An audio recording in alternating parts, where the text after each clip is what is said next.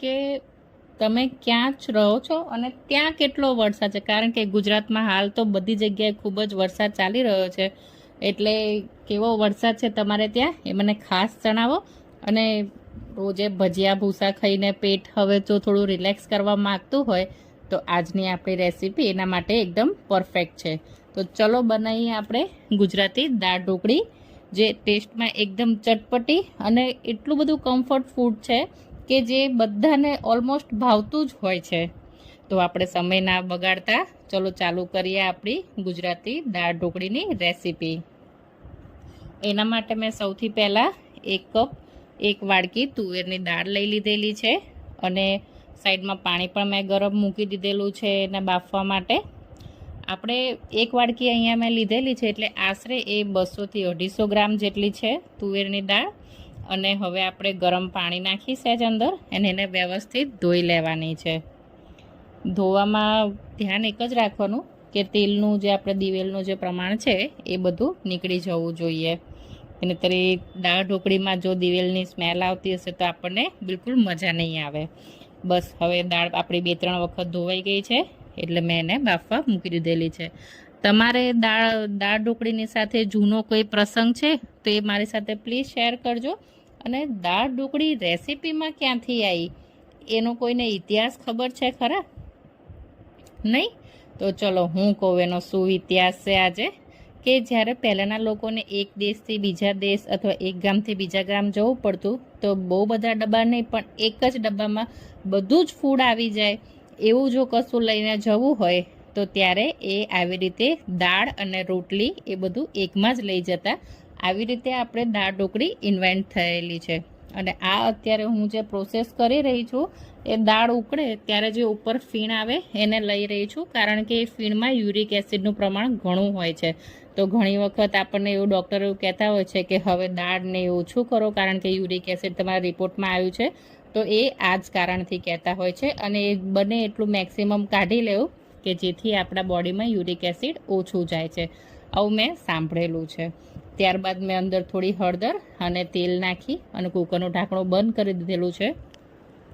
તેલ નાખવાનું એટલો જ છે પ્રમાણ આપણે કે જ્યારે સીટીઓ થાય ત્યારે એમાંથી દાળ બાળ ના નીકળી જાય. હવે આપણે દાળ ઢોકળી જ્યાં સુધી બફાય છે ત્યાં સુધી એનો બધો હવે તૈયાર કરી લઈશું. જેના માટે મેં 2 થી 3 મોટી સાઇઝના કોકમના ફૂલ લઈ લીધેલા અને એને સહેજ ગરમ પાણી નાખી અને બાજુમાં પલળવા મૂકી દીધેલા છે. ત્યારબાદ મેં સિંગદાણા નાખેલા છે. સિંગદાણા દાળ ઢોકળીમાં ખૂબ જ સરસ લાગે છે અને એનો ક્રંચ પણ બહુ જ સરસ આવે છે. એટલે તમે જો ના નાખતા હો તો અવશ્ય નાખજો. અને જે નાખે જ છે એમને તો ખબર જ હશે કે સિંગદાણાનું શું મહત્ત્વ છે.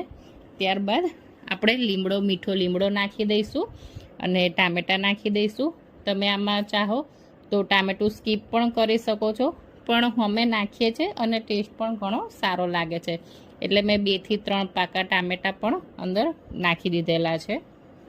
અને આ બધો મસાલો હું થોડો વહેલો જ પલાળીને રાખી દઉં છું કે જ્યારે એ દાળમાં જાય ત્યારે એકચ્યુઅલી એનું પાણીમાં પણ ફ્લેવર છોડી ચૂક્યો હોય છે અને ત્યારબાદ એ દાળમાં જઈને વધારે સરસ રીતે ફ્લેવર આપે. ત્યારબાદ મેં અડધો કટકો આદુનો પણ છીણી લીધેલો છે અને જ્યાં કોકમ હોય ત્યાં ગોળ તો હોય જ ને, એટલે ગોળ નાખી દીધેલો છે. હવે જ્યાં સુધી બધું પલળે છે ત્યાં સુધી આપણે લોટ પણ બાંધી લઈશું. આ આપણો રોટલીનો જે ઝીણો લોટ આવે છે ઘઉંનો, એ લોટ મેં લીધેલો છે અને આશરે મેં 3 વાડકી જેટલો લોટ લીધેલો છે. આ જે હું દાળ ઢોકળી બનાવું છું એ 7 જણા માટે બનાવું છું, એટલે મારો રેશિયો એ પ્રમાણેનો રહેશે. તમે તમારા ઘરના મેમ્બર્સની પ્રમાણે વધતું ઓછું કરી શકો છો. અને ત્યારબાદ મેં 2 ચમચી અંદર ચણાનો લોટ નાખેલો છે. હવે મને એ કહો કે ચણાનો લોટ તમે નાખો છો કે નથી નાખતા? અમે તો નાખીએ છીએ, કારણ કે એનાથી આપણી દાળમાં જે ઢોકળી નાખીએ છીએ એ દાળમાં જઈને એકદમ મેલ્ટ ના થઈ જાય અને સોગી ના થઈ જાય, એના માટે ચણાનો લોટ નાખવામાં આવે છે. ત્યારબાદ આપણા બધા રૂટીન મસાલા મરચું, ધાણા જીરું અને હળદર નાખી મીઠું નાખી દીધેલું છે. મીઠું સ્વાદ પ્રમાણે નાખવાનું છે. અને ત્યારબાદ આપણે થોડોક એવો અજમો નાખીશું. અજમાથી ઢોકળીનો ટેસ્ટ બહુ જ સરસ લાગે છે. અને હા, આ સાથે મેં થોડું અંદર જીરું પણ વાટીને નાખી દીધેલું હતું, જે મેં આમાં રેકોર્ડ કરવાનું રહી ગયું છે. બધા મસાલાને આપણે વ્યવસ્થિત એકરસ કરી દઈશું અને ત્યારબાદ આપણે એમાં મોણ નાખીશું.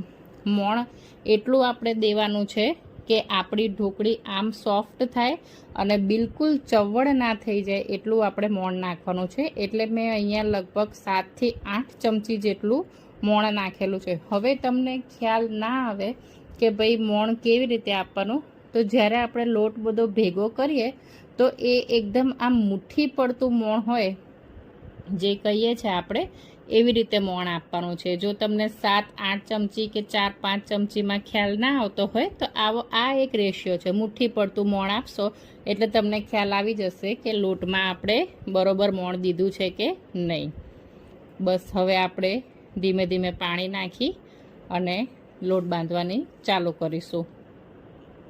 તમારે ત્યાં દાળ ઢોકળી કઈ રીતે બને છે અને શું મારી આખી રેસીપી જોયા પછી મને કમેન્ટ કરજો કે શું તમારી દાળ ઢોકળી મારી દાળ ઢોકળીની રેસીપીથી અલગ છે. જો હા અલગ હોય તો પ્લીઝ મને કમેન્ટ કરજો અને મને કહેજો કે આમાં કયા ઇન્ગ્રીડિયન્ટ્સ બીજા એડ કરી શકાય અથવા તમે કયા ઇન્ગ્રીડિયન્ટ્સને સ્કીપ પણ કરો છો અને તમે ગળપણ નાખો છો કે નથી નાખતા.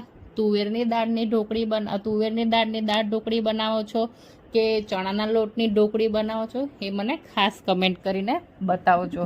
બાજુમાં તમે જોઈ શકો છો કે દાળ બફાઈ રહી છે અને આપણો લોટ પણ બંધાઈ રહ્યો છે. જો આપણે પ્રિપરેશન કરીને રાખીએ દાળ ઢોકળીમાં તો આપણે એકદમ સમયસર અને બહુ જ ઓછી મહેનતે શાંતિથી દાળ ઢોકળી બનાવી શકીએ છીએ. અને રોજે આ વરસાદી વાતાવરણમાં રોજે તળેલું ખાઈને જ્યારે પેટ આપણું થાકી જાય ત્યારે આપણે ગુજરાતીઓને સૌથી વધારે કમ્ફર્ટ આપે છે દાળ ભાત અને દાળ ઢોકળી. તો આવા ટાઈમે એકદમ સરસ ગરમા ગરમ દાળ ઢોકળી જો મળી જાય આપણને તો બસ એનાથી વધારે તો શું જોઈએ. જો તમારી સાથે વાતો કરતાં હવે મારો લોટ પણ બંધાઈ ગયો છે. બસ લોટને આપણે એકદમ ઢીલો પણ નથી રાખવાનો અને કઠણ પણ નથી રાખવાનો, એવો મીડિયમ બાંધવાનો છે અને સહેજ તેલ લગાવી આપણે એને સાઈડમાં મૂકી દઈશું. લોટ જો બહુ ઢીલો હશે તો ઢોકળી એકદમ દાળમાં જઈ અને મેલ્ટ થઈ જશે અને જો કડક હશે તો આપણે જે દાળ ઢોકળીની લોટના જે થેપલા બનાવવાના છે એ ચવડ થઈ જશે. એટલે લોટની કન્સિસ્ટન્સી હંમેશા એ પ્રમાણેની રાખવાની. હવે આપણે એને ઢાંકી અને સાઈડમાં મૂકી દીધું છે. મીનવેલ મારી દાળ પણ બફાઈ ગઈ છે. તમે જુઓ કે એકરસ દાળ થઈ ગયેલી છે. એ એના માટે કે આપણે એને થોડીક વાર પહેલાં પલાળી પણ દીધી હતી અને પલાળીને રાખ્યા પછી આપણે એમાં 4 થી 5 વિસલ આવડી દીધી અને એમાં હળદર નાખેલી છે એટલો કલર પણ સરસ આવેલો છે. બાજુમાં હવે મેં મોટું કુકર લઈ લીધેલું છે અને એમાં મેં આશરે 3 લોટા જેટલું પાણી નાખેલું છે. એટલે આમ જોવા જઈએ તો 1.5 લીટર જેટલું પાણી નાખેલું છે મેં અને હવે હું એમાં દાળ એડ કરી રહી છું.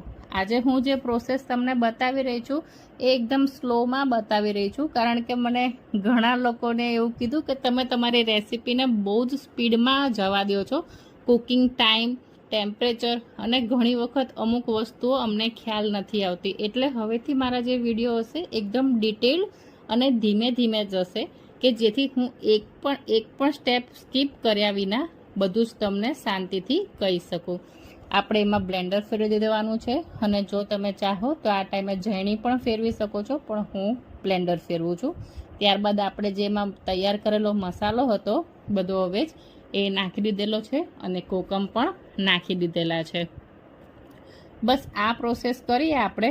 પછી આપણે અંદર બધા એમાં રૂટીન મસાલા પણ એડ કરી દઈશું અને દાળને 10 થી 15 મિનિટ એમનેમ જ ઉકળવા દેવાની છે. આપણે ઉકાળવાની ખાસ છે. ઉકળ્યા પછી આપણે એની આગળની પ્રોસેસ જોઈશું. તમે જોઈ શકો છો કે હવે હું એમાં બધા રૂટીન મસાલા નાખી રહી છું, જેમાં હળદર, મરચું અને ગરમ મસાલો આપણે થોડો નાખીશું પણ એ ક્યારે એના માટે જસ્ટ વેઇટ કરો. આમાં તમે ગરમ મસાલો નાખો છો કે નથી નાખતા? કારણ કે ઘણી જગ્યાએ દાળ ભાતમાં કે દાળ ઢોકળીમાં દાળમાં બિલકુલ ગરમ મસાલાનો પ્રયોગ નથી કરતા, પણ હું જ્યારે દાળ ઢોકળી બનાવું છું ત્યારે થોડો ગરમ મસાલો નાખું છું. મીઠું નાખી અને હવે વ્યવસ્થિત હલાવી લીધેલી છે દાળ ઢોકળી. અને દાળ જ્યાં સુધી મારી ઉકળે ત્યાં સુધીમાં આપણે એનો વઘાર પણ કરી લઈશું. વઘાર માટે મેં અહીંયા 3 થી 4 ચમચી જેટલું તેલ મૂકેલું છે અને એમાં આપણે 2 સૂકા મરચાં નાખી દેવાના છે.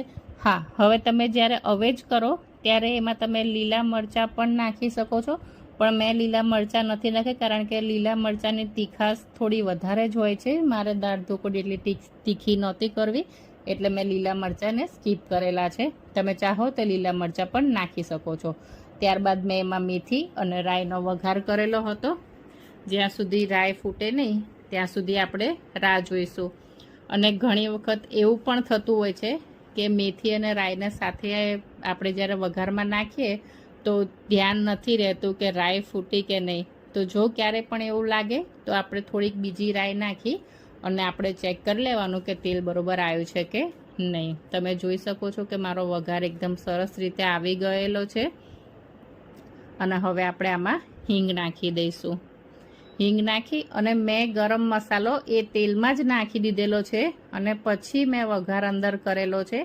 આ એક મારી ટીપ હતી કે જ્યારે પણ તમે ગરમ મસાલો નાખો ત્યારે દાળમાં તો આપણે થોડોક નાખીશું જ નાખીશું, પણ જો એને તેલમાં નાખવામાં આવે તો એની સુગંધ કંઈક અલગ જ થઈ જશે. તમે જોઈ શકો છો કે મેં અત્યારે દાળમાં પણ થોડો ગરમ મસાલો નાખેલો છે.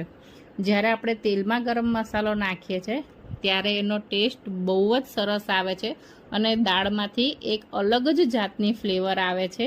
તમે અત્યારે હું તમને સૂંઘાડી નથી શકતી, પણ મારા રસોડામાંથી બિલકુલ એટલી સરસ સુગંધ આવી રહી છે. અને હવે મારી દાળ ઓલમોસ્ટ ઉકળી ગઈ છે, જેને મેં મૂકેલા 10 થી 12 મિનિટ થઈ ગઈ છે. એટલે આપણે ઢોકળી નાખવાની પ્રોસેસને ચાલુ કરીશું. તો મોટું ગુંડલું લઈ અને આપણે એકદમ મોટી સાઈઝની રોટલી વણી લેવાની છે. દાળ ઢોકળીમાં હંમેશા મોટી સાઈઝની જ ઢોકળી અંદર નાખવાની હોય છે. એટલે જો તમે ચાહો તો તમે નાની સાઈઝની વણીને પણ એમાં આપણે થોડી વધારે રોટલી વણવાની હોય છે. જો આપણે મોટી સાઈઝની કરીએ તો આપણે થોડી ઓછી મહેનતે વધારે કામ થઈ જાય. તમે જોઈ શકો છો કે ગોળ ગોળ ફેરવતા ફેરવતા હું આપણે રોટલીને શેપ આપી દઈએ છે. મારી ઢોકળીમાં કલર પણ સરસ આવી ગયેલો છે અને તમે જોઈ શકો છો અંદર કે મેં અજમો અને જે જીરું નાખ્યું હતું એ પણ દેખાઈ રહ્યું છે. બસ હવે આપણે રોટલી એકદમ સરસ રીતે વણાઈ ગઈ છે અને આપણે એને કટ કરી અને દાળમાં નાખી દઈશું. દાળમાં મેં જે ઢોકળી નાખેલી છે એના પીસીસ થોડાક નાના રાખેલા છે. તમે ચાહો તો તમે જો મોટા નાખતા હો તો એ પ્રમાણે તમારે પીસીસ કરવાના રહેશે. અમે અહીંયા એકદમ નાના પણ નહીં અને બહુ મોટા પણ નહીં, એવા મીડિયમ લઈએ છીએ અને મીડિયમ શેપમાં કરી પછી અંદર દાળમાં નાખવાના છે. હા, હવે અહીંયા જે દાળ છે એ એકદમ તમે જુઓ તો ઉકળતી દાળ છે. તમે જ્યારે પણ દાળ ઢોકળી બનાવતા હો ત્યારે એક વસ્તુનું ખાસ ધ્યાન રાખવાનું છે કે દાળ બરોબર ઉકળી જાય અને આપણે જ્યારે ઢોકળી નાખવાની પ્રોસેસ ચાલુ કરીએ ત્યારે દાળ એકદમ ઉકળતી હોવી જોઈએ. આ ટાઈમે છે ને ફ્લેમ એવું હોય તો સહેજ વધારે જ રાખવાની, નહીતર જો તમે ઠંડી દાળમાં ઢોકળી નાખશો તો એ એકદમ સોગી થઈ જશે અને એના ગઠ્ઠા દાળમાં પડી જશે. એટલે તમને દાળ ઢોકળી ખાવાની બિલકુલ પણ ફિલિંગ નહીં આવે અને તમને ટેસ્ટ પણ નહીં લાગે. એટલે જ્યારે પણ દાળ ઉકળતી હોય ત્યારે જ આપણે અંદર ઢોકળી નાખીશું. હવે તમે મારી સાથે એ શેર કરજો કે તમારી નાનપણની કોઈ દાળ ઢોકળીની મેમરી છે. જો હોય તો મારી સાથે શેર કરજો. મારી સાથે તો ઘણી બધી મેમરીઝ છે અને હું જો ચાહું તો અત્યારે આ વિડીયોને કન્ટિન્યુ કરતાં કરતાં એટલી બધી મેમરીઝ મારી કહી દઉં કે તમે થાકી જશો એવું છે. એટલે આપણી પાસે દરેક ગુજરાતીઓ પાસે દાળ ઢોકળી, દાળ ભાત કે કોઈ પણ પ્રસંગની સાથે, કોઈ પણ રેસીપી સાથે કોઈ પણ પ્રસંગ જોડાયેલો છે. તમે અહીંયા જોઈ શકો છો કે હું વારાફરતી બધી ઢોકળી અંદર નાખી રહી છું. મેં આમાં લગભગ 7 થી 8 ઢોકળી નાખેલી છે. 7 થી 8 રોટલી મોટી કરીને નાખેલી છે અંદર, કારણ કે હું આ બનાવવા જઈ રહી છું 7 જણા માટે, એટલે મારો રેશિયો એ પ્રમાણેનો છે. તમે તમારા લોકો પ્રમાણે વધતો ઓછો કરી શકો છો. અને દાળને મેં ઓલમોસ્ટ અત્યારે ફૂલ ફ્લેમ ઉપર રાખેલી જ હતી, કારણ કે મારે બિલકુલ દાળમાં કોઈ જાતના લમ્પ્સ જોઈતા નથી. અને હવે મારી દાળ ઢોકળીને ઉકળતા ઓલમોસ્ટ 20 થી 25 મિનિટ સુધી થઈ ગયા છે અને મારી ઢોકળી એકદમ સરસ રીતે ચડી ગયેલી છે. ત્યારે મેં એમાં કોથમરી નાખી અને સર્વ કરવા માટે ઓલમોસ્ટ તૈયાર કરી લીધેલી છે. તમે જોઈ શકો છો કે ઢોકળી એકદમ ચડી ગયેલી છે. અને હવે હું એમાં છેલ્લે લીંબુ નાખું છું. લીંબુ નાખવાની પ્રોસેસ હંમેશા લાસ્ટમાં કરવાની, કારણ કે જો તમે વચ્ચે લીંબુ નાખી દેશો તો એની ખટાશના કારણે આપણી ઢોકળી કડક થઈ જશે. અને દાળને મેં થોડીક વાર કુકર બંધ કરી 2 થી 3 મિનિટ માટે સિમર થવા મૂકી દીધેલી છે. અને ત્યાં સુધીમાં એક બાજુ મેં કુકરમાં ભાત મૂકી દીધેલો છે અને બીજી બાજુ મેં થેપલા બનાવવા મૂકી દીધા છે. તમે દાળ ઢોકળીની સાથે શું ખાવું વધારે પસંદ કરો છો, થેપલા કે ભાત? મને ખબર છે કે કોઈ આન્સર નથી આપવાનો, કોઈ કમેન્ટ નથી કરવાનું મને, પણ ચોક્કસ જો તમને મારી રેસીપી પસંદ પડે તો પ્લીઝ મને કમેન્ટ કરજો. અને મને એ પણ કમેન્ટ કરજો કે તમે નેક્સ્ટ કઈ ગુજરાતી રેસીપી જોવી પસંદ કરો છો, કારણ કે ઘણા બધા મારા મિત્રો, ઘણા બધા મારા ફેમિલી મેમ્બર્સ પણ આ રેસીપીઝ જોતા હોય છે. તો જો તમને કશી બી રેસીપી કોઈ એવી લાગે તો ખાલી મને એક વખત કમેન્ટ કરજો કે હવે અમે નેક્સ્ટ આ રેસીપી જોવા માંગીએ છીએ, તો તમે આ રેસીપી બનાવો. મારા એક પછી એક થેપલા તૈયાર થઈ રહ્યા છે. મને દાળ ઢોકળીની સાથે થેપલા વધારે પ્રિફર છે, કારણ કે મને થેપલા ખૂબ જ ભાવે છે. એટલા માટે ભાત હું લઉં છું, પણ થોડા લિમિટેડ જ. પણ થેપલા મને દાળ ઢોકળીની સાથે ખૂબ જ વધારે ભાવે છે. બસ આપણા થેપલા પણ ઓલમોસ્ટ તૈયાર જ છે હવે. અને દાળ ઢોકળીને જે સુગંધ આવે છે મારા રસોડામાં, એ તો કંઈક અલગ જ છે. અને બહાર એટલો સરસ વરસાદ પડી રહ્યો છે અને પેટને પણ શાંતિ મળે અને મનને પણ શાંતિ મળે. આ એક એવી જાતનું કમ્ફર્ટ ફૂડ છે, એટલે મેં આજે તમારી સાથે દાળ ઢોકળીની રેસીપી શેર કરી હતી. બસ મારી દાળ ઢોકળી અને થેપલા ભાત બધું તૈયાર છે. હવે એના પર ઝીણી ડુંગળી અને થોડું ઘી જો તમે નાખતા હો તો, અને ઘી નહીં તો પછી લીંબુ અથવા મેથીઓ મસાલો જે પણ તમે પ્રિફર કરતા હો એ નાખી અને આને ગરમા ગરમ એન્જોય કરો. અને જો તમને મારો વિડીયો પસંદ પડ્યો હોય તો પ્લીઝ મારી ચેનલને લાઇક, શેર, સબસ્ક્રાઈબ કરજો અને તમારા રિવ્યૂઝ આપજો. Thank you.